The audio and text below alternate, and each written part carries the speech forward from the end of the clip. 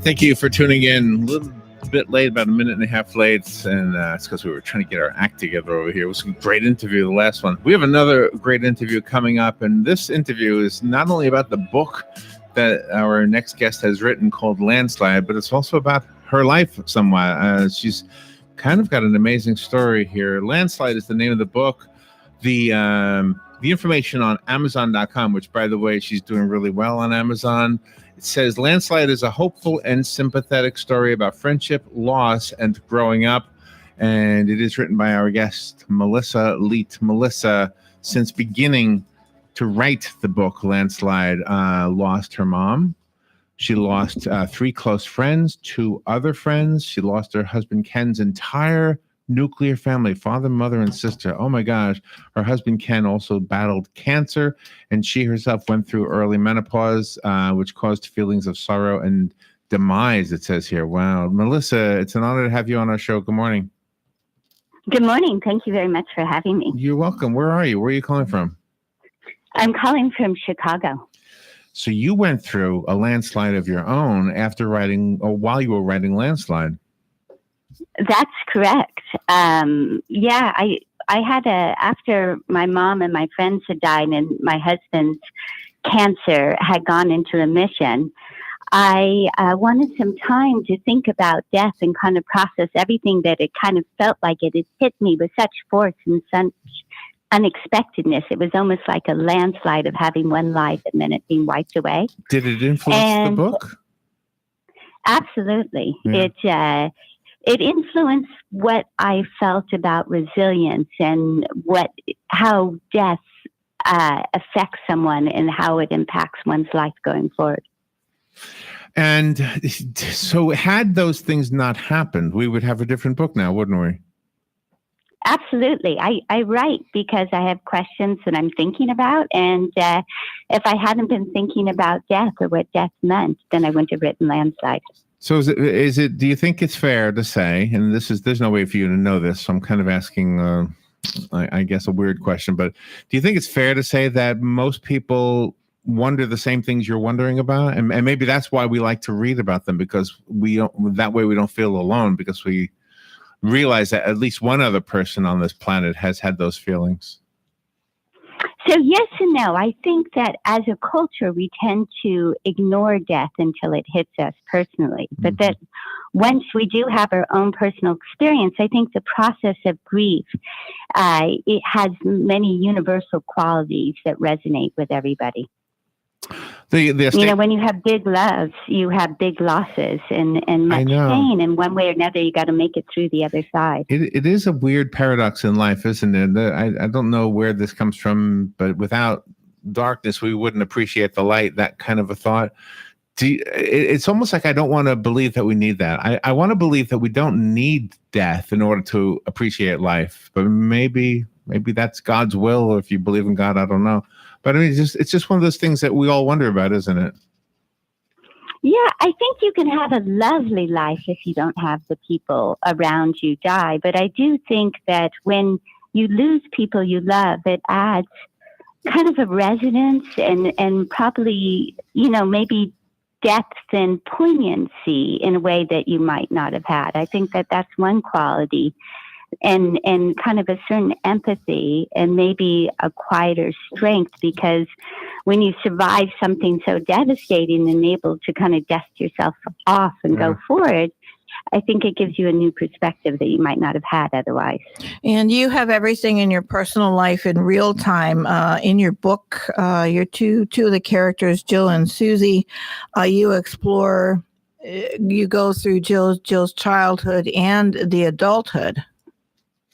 Yes, exactly. So it's, the loss happens to Jill, the main character, quite early. And then you see how she moves from that hurt into young adulthood, where she launches her own career and finds love and eventually starts her own family.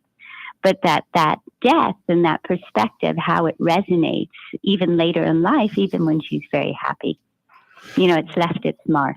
And does she become a more relatable character for you because of your real life experiences?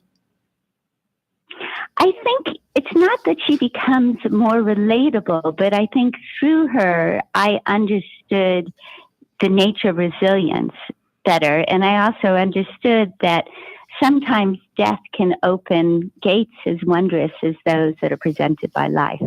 And a lot of times people are in denial when you lose someone. I lost my dad and he was only 55. And, you just wonder, how could that possibly have happened? And how is the family going to survive? But you sort of have to force yourself to. One thing that I say is that sometimes you have to go through the motions because eventually the motions will become real some of the time, or you have to break the day up. When things were very bad and I was very sad, I would say if the day's too much, just think about what you got to get done in the next hour. And if that's too much, think about the next 10 minutes, just take it step by step. And eventually the steps will lead you out of the blackness, as it were. And there are other people that are counting on you too to make some sense of it and help them. When a lot of this occurred, I had 4 young children, and so whether you liked it or not, breakfast still had to be made, and people had to get out the door for school. And maybe that's how we become resilient, is by attending to the things that we have to attend to.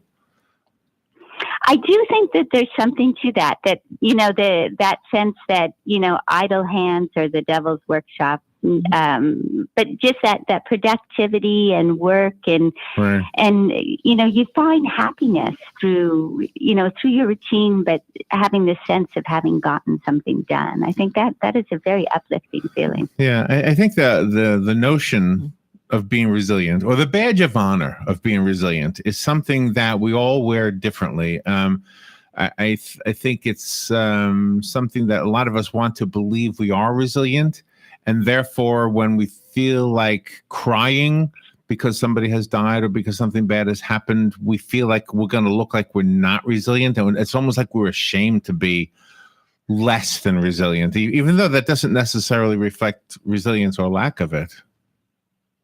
That was actually one of the main themes of my book. So when I start out writing, I don't really know what I think about a subject. And then as I kind of create a world and create tragedy for my characters and see how they kind of play out in a closed experiment, one of the things that I really concluded was that, if you try to bury grief, it becomes very corrosive and acidic, and it kind of wears away from inside. And that ultimately, you end up feeling more pain trying to ignore the grief than you would if you had just moved into it and kind of endured its onslaughts until eventually you kind of got out of the rapids and got dropped into nudity, and you can kind of crawl your way to the bank and get out on the other side.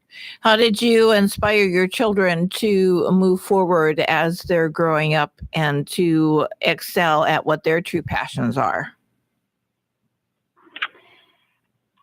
Consistency, just trying to, stay on the same messages all the time and, present positive outlooks. Sometimes when they were really grumpy, this is something my husband used to say to me, okay, for every negative thing, you now have to say 3 positive things, which is incredibly annoying at the time you're feeling negative, but it actually has some impact. And remembering the importance of gratitude, if you're a grateful person, I think there's something with that in the heart of resilience as well.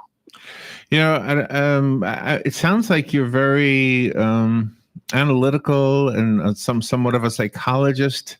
Maybe not professionally, or maybe you are professionally, but it sounds like you definitely observe human nature. I'm wondering if, well, first of all, as the reader, I'm sure we're going to be, the book must be have more depth because of that part of you. I'm wondering, though, if you welcome those things into your writing, or does it just happen kind of without your will or anything? Does it happen against your will or in spite of your will? I think it is a combination of like a spontaneously creative process. And also I probably read at the time I started reading this and I was dealing with grief, I probably read about 15 books on death and dying. And so there was an aspect where I explored the research and the literature and Really? kind of felt what that meant to me or didn't mean to me. And then kind of absorbed that. And I didn't consciously put, okay, this paragraph will relate to that in the book. But I think understanding that there was a universal quality to grief that just had to go through. Mm-hmm. I think there's that aspect that translated into the fiction. How did you choose the personalities for Jill and for Susie? Oh, that just happened. I didn't think about it. It just was the voices that came out. And their friendship, I've been lucky to have such good girlfriends. And so they're a bit of a amalgamation of all my wonderful girlfriends from, the time I was a girl until all the way till now. So, go ahead. Oh, the garden plays a character in the book.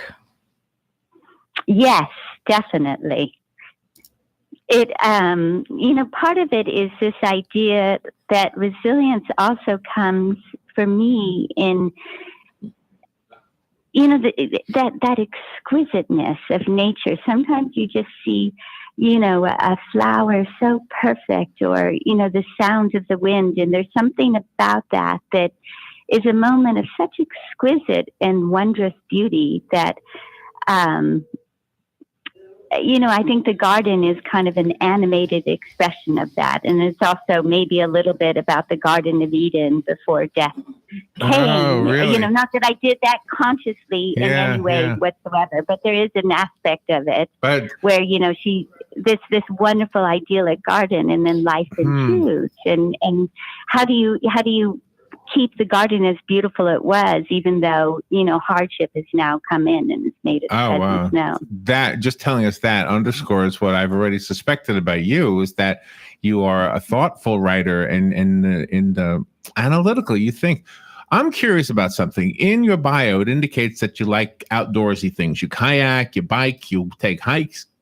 So here's kind of a weird question, and I'm just wondering, do you do it alone? Do you do the hiking and stuff alone?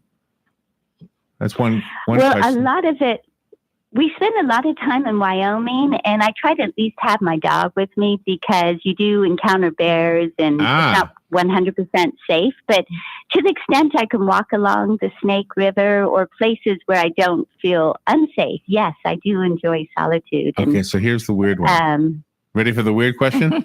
Please go for it. Okay. Do you speak to the things you see? Do you speak to the grasshoppers on the road, or I'm sure you speak to your dog, but aside from the dog, do you speak to the things? Do you even speak to the trees? Does that happen when you're out there? No, not with words, but with feelings. So it's almost as if it's not that they talk to me and I talk to them, but it's like I feel it palpably, that kind of beauty, it makes its mark on me. And I just feel things, and it's a natural landscape with the light ever changing, and I feel more attuned to the present and to the physicality around me. If I didn't know you were a writer, I would have guessed it just by the way you answer the questions. Yeah. Yeah. So is this tell me about your writing in general. Is this the first book? It can't be a first one. You must have written others. It is the first book I've taken through the publishing process. I have several other books that I was thinking about different questions. And as soon as I finished, I put them in a drawer, and I haven't looked at them since. And, but this one, I got interested in the rewriting process, and the more I rewrote, so I took this through 9 drafts in total. And each time I learned something different. It was kind of my own personal writing education. And then once it was done through the drafts, the publication process was kind of the natural next step. This is the lucky publisher. This publisher is lucky to have you writing, and you have a team with this publisher.